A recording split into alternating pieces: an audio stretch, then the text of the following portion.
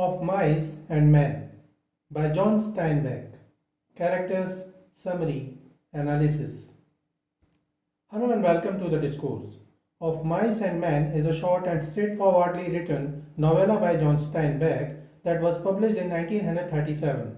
Like his first novel, Cannery Row, Of Mice and Men is also set during the period of the Great Depression and tells the story of two displaced migrant ranch workers who moved from place to place in California in search of new job opportunities. Steinbeck himself worked as a bindle stiff or itinerant farmhand during the 1920s, and he used to his experiences working alongside migrant farm workers as a teenager that he described in this short novel. The main theme of the novel is loneliness. It tells about the loneliness of itinerant workers of the Great Depression found it nearly impossible to establish a fixed home or a family. These men were forced to wander from ranch to ranch, seeking temporary employment, to live in bunkhouses with strangers, and to suffer the abuses of arbitrary bosses. Those who were left in their fixed home too were lonely. The novel's title was taken from a line from a Scottish poem by Robert Burns titled To a Mouse. Characters of Mice and Men. George Milton is the main character of the novel. He is an itinerant worker who travels from farm to farm with his mentally impaired friend Lanny during the Depression. George wishes to earn and save enough money to buy a piece of land for himself. George is an intelligent and responsible man who takes the dominant parent-like role in his relationship with Lanny. Lanny Small is another migrant worker, a friend of George. He is a mentally disabled man with a strong and gigantic body. Lanny is simple and docile, but he is capable of great violence, especially because he is unable to control his emotions and he is very protective of his friend George. Candy is an old, crippled man who lost his hand. He works as a swamper on the farm and owns an aging dog who is very weak. He is lonely and old, and thus he offers to lend money to George and Lanny to buy a small farm so that he may become dependent on them during his older days. Curly is the son of the ranch owner where Lanny and George are working. Curly is a short man but a formidable boxer who is aggressive, boastful, and cocky with a volatile temper and a tendency to provoke conflict with others. He doesn't trust his wife, whom he thinks is infidel. Curly's wife is a beautiful woman who dislikes her husband and feels desperately lonely at the ranch, for she is the only woman and feels isolated from the other men. She used to dream of becoming a Hollywood actress but now has little to cheer about. Crooks is a black man working as a stable hand at the ranch who got his name because of his crooked back. He is proud, bitter, and cynical. He is isolated from the other men because of being black. Lanny shows kindness towards him and he becomes fond of Lanny. Carlson is a large, big-stomached man who works at the ranch. Carlson complains about Candy's dog and eventually offers to put the old dog out of its misery. Slim is the jerkline Skinner at the ranch. He is seemingly ageless man who carries himself with great gravity. He gives Lanny one of his new litter of puppies to care for. Wit is another ranch worker. The boss is Curly's father and the owner of the ranch. He acts suspiciously of George and Lanny when they arrive, thinking that there's something odd about the two mismatched companions. Summary of Mice and Men. The novel begins beside the Salinas River near Soledad, California. It is the period of the Great Depression in the United States and unemployment is a big issue. Two migrant workers, George Milton and Lanny Small, are going to a nearby ranch where they hope to get work. George remembers how luckily they escaped a lynching attack from a farm near Weed where Lanny was wrongly accused of rape when he touched a woman to feel her soft dress. Lanny is a friend of George, and though they are of similar age, Lanny is mentally disabled and George, being a dominant figure, takes care of him as a guardian. However, Lanny is a giant with a strong muscular body. As they walk along, Lanny sees a dead mouse and finds it cute and soft and thus picks it up. Lanny loves touching soft things, including fabric and fur. George scolds him for playing with a dead mouse and tells him to keep quiet when they arrive at their new place of employment. Lenny reminds him that they do not have any ketchup for the beans that they have to eat for dinner.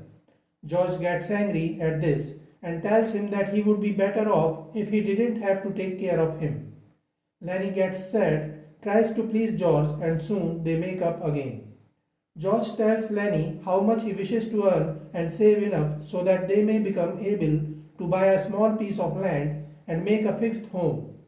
George tells Lenny that he had a dream that they managed to have a small farm with a vegetable patch and a rabbit hutch with so many rabbits having soft white fur.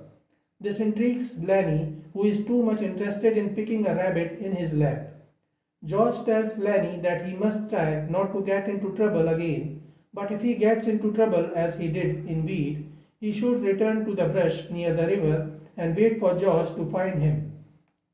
George and Lenny soon reach the farmhouse where they are supposed to work. They knock at the bunkhouse of the farm, and an old man named Candy greets them and shows them their bed where they could rest. He informs that the boss of the ranch was angry that they were late as they were supposed to be there the night before. After some time, the boss visits the farm and interviews George and Lenny. He gets suspicious when he comes to know that Lenny is mentally retarded and wonders why George accompanies him. George realizes this and tells a lie that Lenny is his cousin and thus he is responsible for him. The boss leaves the bunkhouse and after him, his son Curly visits there. Curly is a short but strong-built man who is jealous of tall, strong men. Part of his jealousy is because of his newlywed wife who continues to chide him while everyone believes that she is infidel and a flirt. Curly visited the bunkhouse while looking for his wife. He suspects that his wife has an affair with Slim, a handsome, ageless man working in the ranch. When he notices Lenny and George, he tries to start a fight with George, but George avoids it. George and Lenny go to the farm the next day, where they make friends with Slim, Carlson, Whit, and other workers. After they return to the bunkhouse, Slim, whose dog has a new litter of puppies, gives Lenny one of them. Lenny is pleased while having the puppy in his hands, whose furs are so soft. During the dinner, George admits to Slim that he and Lenny escaped lynching in Weed when Lenny was accused of rape. Carlson, another worker at the ranch, complains about Candy's old and sick dog who stinks so bad and continues to howl. He has a handgun and he offers to shoot the dog, but Candy loves his dog and is not willing to let him killed. However, Carlson is too disturbed by the dog who doesn't let him sleep. Candy relents and allows Carlson to kill the dog. George notices that Curly often remains disturbed and suspicious of everyone and soon learns about Curly's wife. He complains about tarts like Curly's wife and why they should be aware of such women. Carlson suggests that the man should visit a nearby whorehouse the next night. George says that he prefers the company of whores since with them there is no chance of danger. One day, after a day's work when Lenny and George are alone in the bunkhouse, George again tells Lenny about his dream to have a small farm and a farmhouse. Candy overhears them and offers to pool his money with theirs if they would let him work on their farm. George feels that his dream may come true soon. Meanwhile, Curly visits the bunkhouse again while searching for his wife. He suspects that Lenny is laughing at him and thus he begins a fight with Lenny. Being a boxer, he strongly punches Lenny many times, but Lenny doesn't fight back. At last, George feels that Curly will seriously harm Lenny if Lenny doesn't defend. So he allows Lenny to fight back. Lenny crushes Curly's right hand in a moment. The next day, all the men go to the farm for work, but Lenny decides to take a rest.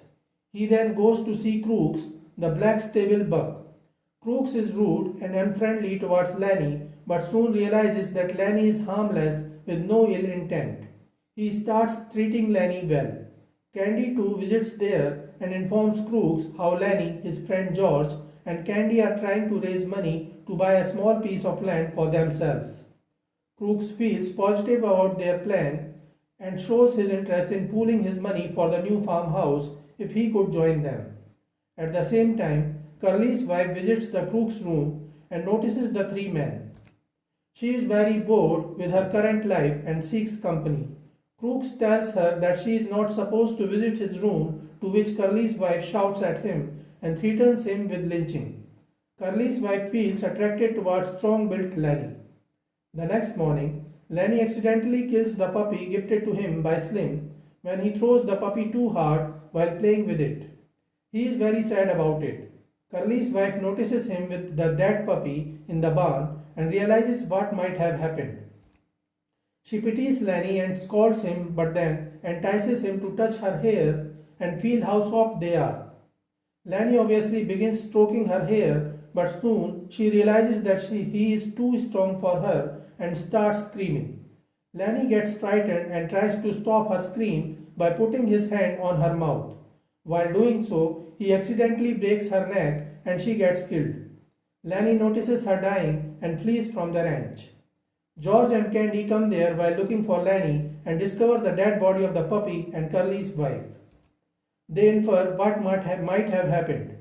Candy alerts the other men in the ranch, and soon Curly comes to know about the death of his wife. He makes a party of men to search for Lenny.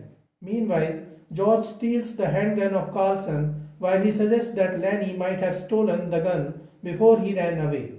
He directs Curly's men in the wrong direction to look for Lenny while he goes towards the brush where he had told Lenny to wait for him if he gets trapped in a difficult situation again. Lenny was already waiting for him. The death of Puppy and Curly's wife had a bad effect on him and he had been hallucinating since then. In his hallucination, he saw a giant rabbit and his Aunt Clara, who used to take care of him when he was a child. Aunt Clara warns him that George will be angry at him for killing Curly's wife and will break his friendship with him, and thus he can never have a rabbit hutch. When George reaches there, Lenny tells him about the dream he just had.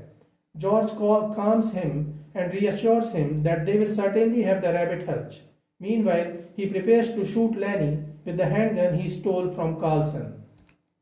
As Lenny sees towards the river, George shoots him down. Upon hearing the shot, the other men find George and Lenny. George tells them that Lenny had stolen the gun and that he shot Lenny after the gun got loose in the struggle. So this is it for today. We will continue to discuss the history of American English literature. Please stay connected with the discourse. Thanks and regards.